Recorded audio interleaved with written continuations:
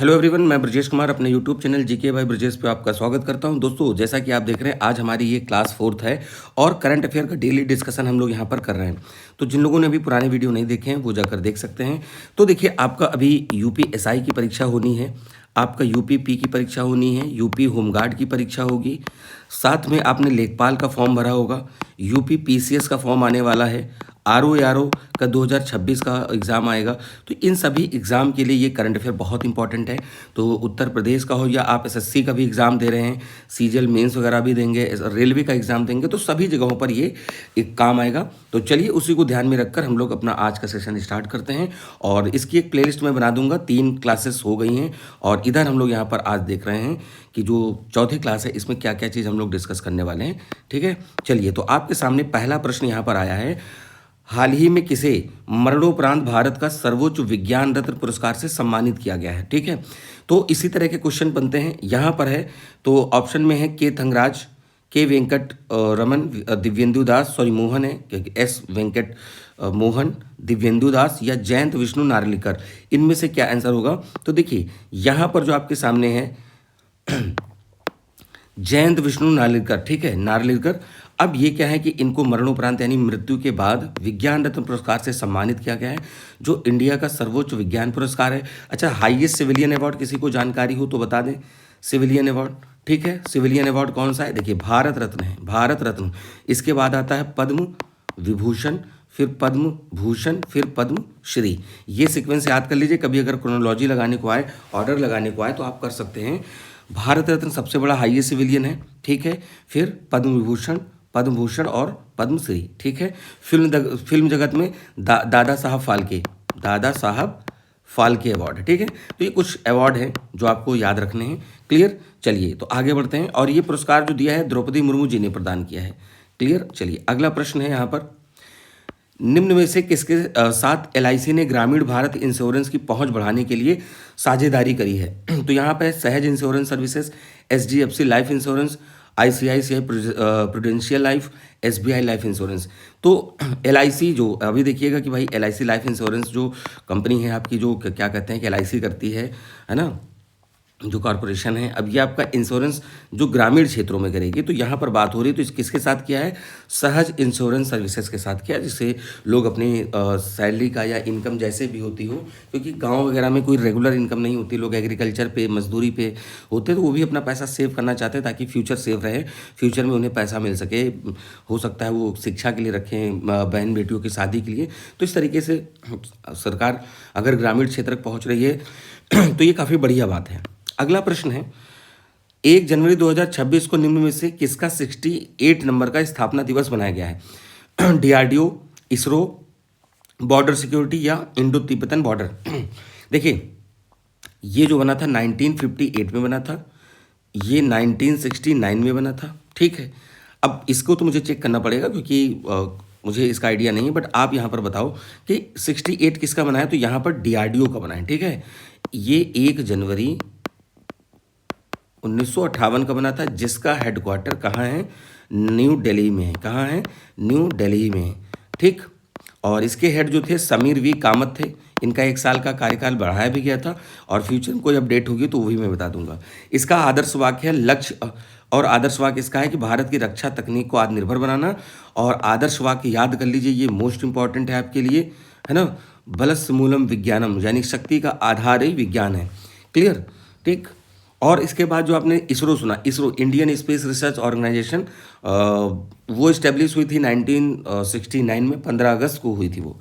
Clear? अगला प्रश्न यहाँ पर बात करते हैं, अमेजन ने बिना डंक वाली मधुमक्खी को किस देश के द्वारा कानूनी अधिकार दिए गए हैं जिससे वो दुनिया के पहले कीट बन गए? यानी कि ऐसा इंसेक्ट जिसको एक लीगल राइट मिला हुआ है ह्यूमन जैसे। India, Peru, Mexico, Argentina. तो देखिए यहाँ पर पेरू, देखिए ये भैया साउथ अमेरिका है, तो यहाँ पर चिली है, इधर अर्जेंटीना है, इधर क्या है आपका बोलीविया है, इधर पेरू है। ठीक है, ये बोलीविया हो गया, ये पेरू हो गया। बोलीविया वैसे लैंड लॉक है, सी से बाउंड्री नहीं बनाता है।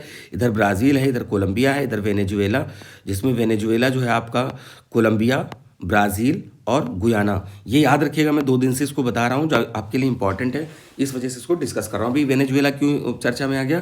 क्योंकि ट्रंप ने निकोलस मादुरो को वहाँ से उठा ले गए और अपने देश में न्यूयॉर्क में क्या करेंगे, वहाँ की कोर्ट में इनके ऊपर केस चलाएंगे। हालांकि एक सुनवाई हो चुकी है, तो ये 2 महीने के लिए अब जेल गए। मार्च में इनकी 21 मार्च को सुनवाई होगी निकोलस मदुरो की, ठीक है। अगला प्रश्न यहाँ पर है, अच्छा तो यहाँ पर पेरू मैंने बता ही दिया था। अगला प्रश्न यहाँ पर देखिए क्या है, दक्षिण पश्चिमी यानी दक्षिण ऐसे लिखा जाना चाहिए था, बट कोई इशू नहीं है, आप समझ गए।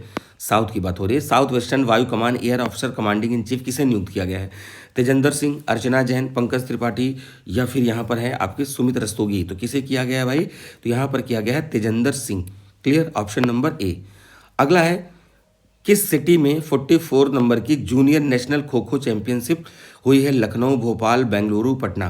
तो खो खो देखिए, पहले तक खो खो वगैरह नहीं होता था। पिछली बार इसका वर्ल्ड कप इंडिया में ही हुआ था, तो इंडिया ने मेल फीमेल में जीता था और नेपाल मेल फीमेल में हारी थी, ठीक है। ये करंट अफेयर में मेरा अपडेट मैंने किया भी था। बट और प्रेजेंट टाइम में कोई गेम या कोई इवेंट हो रहा होगा, देन आई विल अपडेट जो भी क्लासेस होंगी उसके अकॉर्डिंग। तो 44 नंबर की जो जूनियर चैंपियनशिप हुई है, देखिए कहाँ हुई है? बेंगलुरु में हुई है, 31 दिसंबर से 4 जनवरी तक, ठीक है। अटल बिहारी वाजपेयी स्टेडियम, गुंजूर, बेंगलुरु, ठीक है। तो ये 4 जनवरी तक हुआ आपका, एक दिन पहले तक, क्योंकि जब एक इवेंट हो जाएगा तभी तो भाई क्वेश्चन बनेगा। भारतीय खो खो महासंघ और कर्नाटक राज्य खो खो संघ मतलब इन्होंने आयोजन किया, और इस चैंपियन में जो बॉयज़ गर्ल्स थे दोनों वर्गों में यहाँ पर जो भी मुकाबले हुए थे उसमें देखिए यहाँ पर कैटेगरी वाइज लिखा हुआ है, मैं यहाँ पर आपको बता देता हूँ। मेल में कर्नाटक, ठीक है। और उसके बाद अगर यहाँ पर हम बात करें, मेल में कर्नाटक जीता था, उपविजेता महाराष्ट्र, फीमेल में महाराष्ट्र, क्योंकि पिछली बार भी ये फीमेल में गर्ल्स में जीता था, और उड़ीसा यहाँ पर सेकेंड आया है। वीर अभिमन्यु पुरस्कार जो कर्नाटक के खिलाड़ी थे, सर्वश्रेष्ठ खिलाड़ी का इनको मिला खो खो में, ठीक है। जानकी पुरस्कार बालिका में यानी स्नेहा लमकाने, महाराष्ट्र, और डिफेंडर प्रज्वल वाई, और मेल में, और अटैकर यानी जो जाते हैं रेड मारने, या बोलो सॉरी रेड कबड्डी वाला शब्द बोल दिया मैंने, रेड नहीं मतलब जो अटैक करते हैं, यानी किसी को टच करना होता, पकड़ना होता, वो वाला बात है यहाँ पर, ठीक है। क्लियर। अगला है प्रश्न, हाल ही में किसे भारतीय वायुसेना का उप प्रमुख नियुक्त किया गया है? Deputy chief of Indian force, Nagesh Kapoor, Niranjan Sharma, Akhilesh Gupta या शिवानी जैन। इसमें से किसे नियुक्त किया गया है? तो यहाँ पर नागेश कपूर को वायुसेना का उप प्रमुख नियुक्त किया गया है, या डिप्टी चीफ। आपको बताना है कि यहाँ पर कौन है भारतीय वायुसेना के, कौन चीफ है। आप बता सकते हैं, कमेंट करके देखते हैं कौन कमेंट करके बता पाता है। अगला है, निम्न में से किसे भारतीय वायुसेना का ट्रेनिंग कमांड का प्रमुख नियुक्त किया है? ट्रेनिंग कमांड का सुबोध कुमार, करमवीर गुप्ता, मोहित पांडे, एस श्रीनिवास। तो यहाँ पर देखिए आपके सामने आंसर है एस श्रीनिवास। आप क्वेश्चन देख के थोड़ा सा प्रयास कर सकते हैं कि हाँ इसका राइट आंसर क्या हो सकता है। क्लियर। अगला है, हाल ही में उस्मान ख्वाजा किस खेल से संबंधित थे जिन्होंने हाल ही में संन्यास लिया है? Hockey, football, cricket, tennis. हाँ ठीक है, उस्मान ख्वाजा किस गेम से संबंधित थे? तो भाई ये क्रिकेट से संबंधित थे, ठीक है। क्लियर।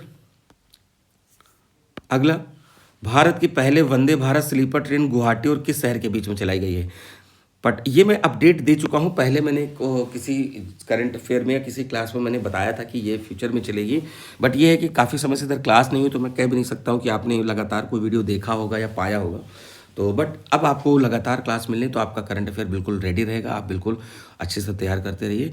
तो भारतीय स्लीपर ट्रेन जो चली है वंदे भारत की, वो कोलकाता और किसके बीच में चली है? गुवाहाटी। गुवाहाटी कहाँ पड़ता है? असम के बीच में, है ना। गुवाहाटी, ठीक है। स्पेलिंग अलग हो सकती है बट कोई दिक्कत नहीं है, ये आपको पता होना चाहिए कि हाँ इनके बीच में चली हुई है। अगला प्रश्न, किसे इफ्को साहित्य सम्मान पुरस्कार मिला है?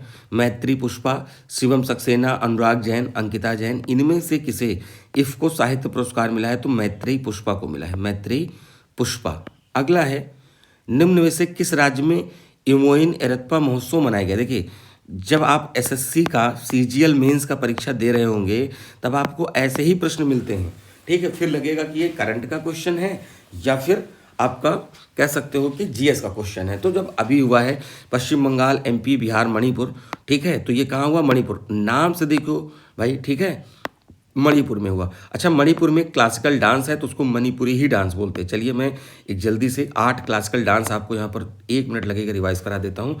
जैसे यूपी का क्लासिकल डांस क्या है आपका? कथक है। इसके बाद केरल का ले लेते हैं। आप कहोगे सर डायरेक्ट केरल कैसे पहुँच गए? क्यों? क्योंकि कथक कली वहीं का है ना। और कौन सा है? मोहिनी अट्टम भी है, मोहिनी अट्टम भी है। ठीक, इसके बाद तो ये दो हो गए, टोटल तीन हो गए। आंध्र प्रदेश में आपको मिलेगा कुचिपुड़ी मिलेगा, कुचिपुड़ी मिलेगा। ठीक, इसके बाद तमिलनाडु में आपको भारतनाट्यम मिलेगा। कौन?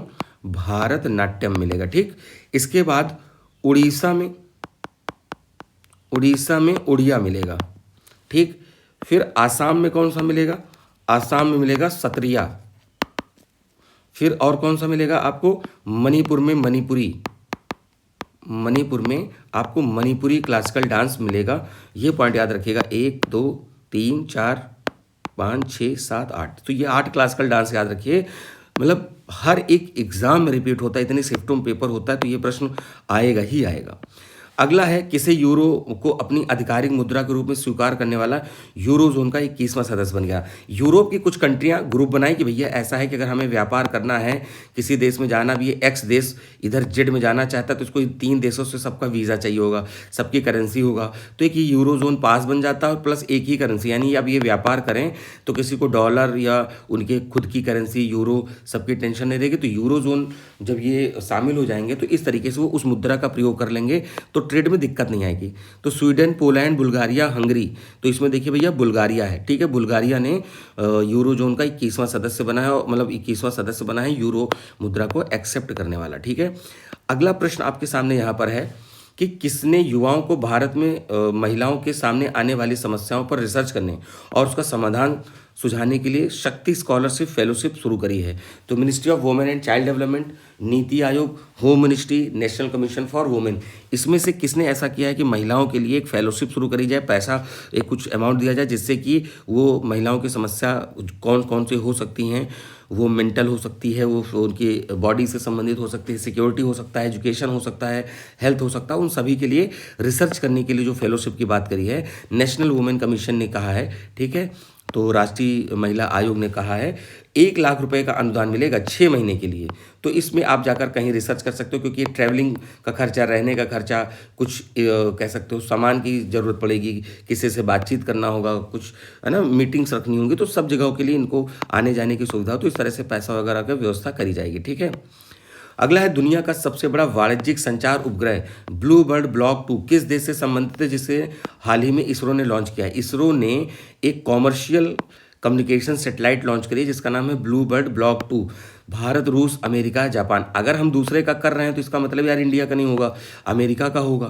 क्लियर, इसको किया है LVM-3 से, LVM-3। ठीक है, तो जो लॉन्च व्हीकल है M3 रॉकेट से इसको किया गया है। उपग्रह मोबाइल कनेक्टिविटी बढ़ाने के लिए डिज़ाइन किया गया है और 6 टन से इसका अधिक वजन है।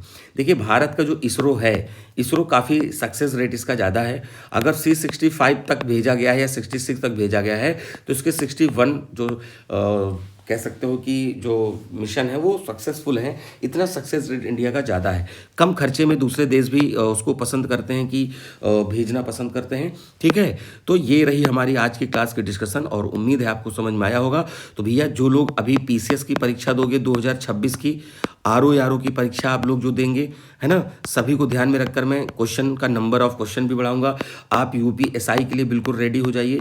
UPP का फॉर्म आपको 30 साल कर दी गई है, SC ST 28 जनरल कैटेगरी, तो आप देख सकते हो ये सब एज बढ़ गई है, मैंने टेलीग्राम ग्रुप पे डाल दिया है, आप वहाँ से देख सकते हो। GK by Brajesh sir search कर लीजिए, GK बाई ब्रजेश सर, तो आपको टेलीग्राम ग्रुप पे बहुत सारी अपडेट मिल जाएगी, वहाँ पर मैं अपडेट दे देता हूँ। तो मैं कह रहा था UPSI UPP लेखपाल की परीक्षा, आपका लेखपाल का फॉर्म भरा जा रहा है, यूपी होमगार्ड की परीक्षा आप दोगे, है ना, फिर उसके बाद आपका जूनियर असिस्टेंट का परीक्षा होगा, फिर और आपकी, क्योंकि आपने इससे परीक्षा दिया है, आपने यूपी पेट भी दिया होगा, तो यूपी पेट के बाद बहुत सारी परीक्षाएं उसमें आने वाली हैं। LT ग्रेड की परीक्षा चल रही है, अभी 17 तक चलेगी। ठीक है, तो आप लोग इन सभी को ध्यान में रखकर आप करंट अफेयर के लिए बिल्कुल अच्छे से लग जाइए, और मैं यहाँ पर करंट और साथ में कुछ GK की भी क्लास लाने वाला हूँ। तो उम्मीद है कि सेशन आपको अच्छा लग रहा होगा, तो भाई लाइक करें, सब्सक्राइब करें और दोस्तों के बीच में ज़्यादा से ज़्यादा शेयर करें, और मेरा पूरा प्रयास रहेगा कि आपके लिए मैं बढ़िया से कंटेंट डेली लाता रहूँ। ठीक है, तो ये आपके लिए यहाँ पर आपके लिए क्लास हो गई। तो जैसा भी अगर कोई डाउट होगा तो आप कमेंट कर सकते हैं। टेलीग्राम ग्रुप की लिंक नीचे डिस्क्रिप्शन में आपको मिल जाएगी, आप वहाँ से डाउनलोड कर सकते हैं और मतलब जुड़ सकते हैं। तो मिलते हैं अपने नए वीडियो में नई चीज़ों के साथ, नए